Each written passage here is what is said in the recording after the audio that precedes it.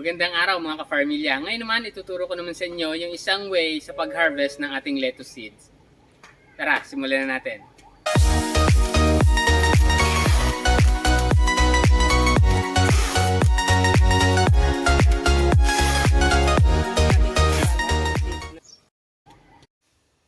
Ito yung padalawang paraan ng pag-harvest ng ating lettuce seed.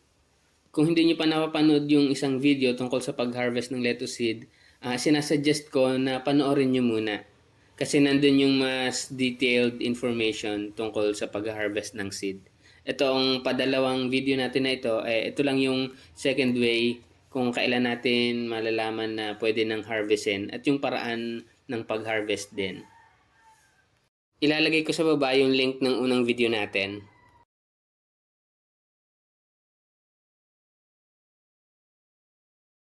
Yung unang video natin, yung unang paraan ng pag-harvest, kinukuha na agad natin kung alin yung mga kulay dilaw na seeds.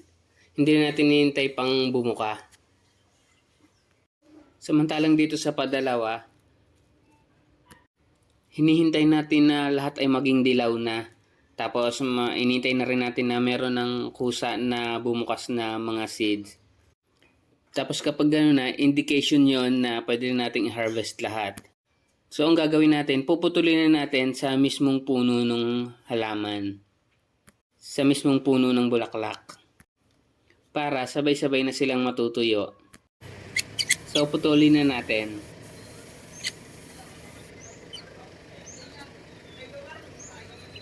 Pagkatapos natin putulin, papatuyuin naman natin. Ilalagay natin sa isang lalagyan at ilalagay natin sa isang lugar na hindi na sisikatan ng araw. At papabayaan lang natin siya doon hanggang sa matuyo. Ito na yung itsura niya matapos ng isang araw na mula nung putulin natin yung ating puno ng lettuce. Mapapansin nyo na marami nang nakabukaskas na bulaklak. Although hindi pa naman lahat at saka makikita natin na medyo sariwa pa rin yung mga bulaklak niya.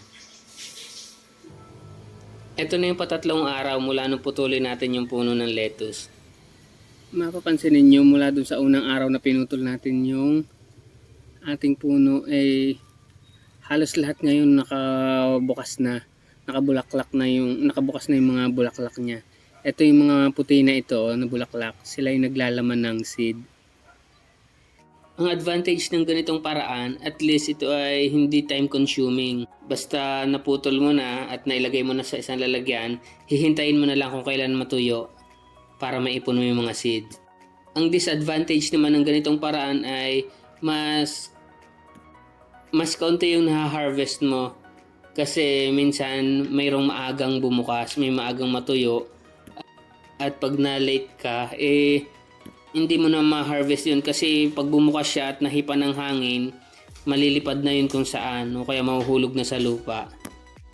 So ipunin na natin yung mga buto.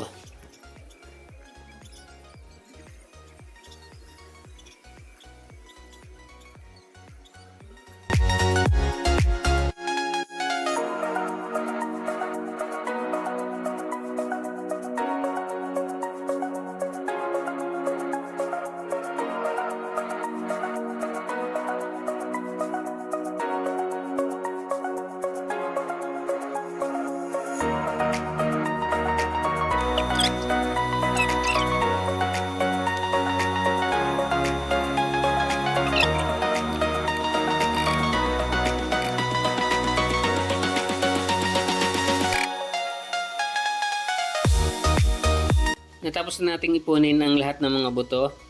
Estimated ko umabot ito ng mga 1,500 na seeds.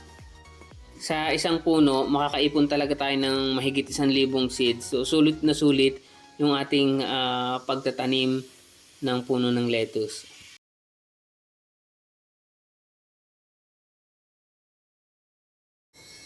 Natapos na naman tayo sa isa na naman nating video. At kung meron kayong natutunan, huwag kalimutang pindutin ang like and subscribe. Salamat!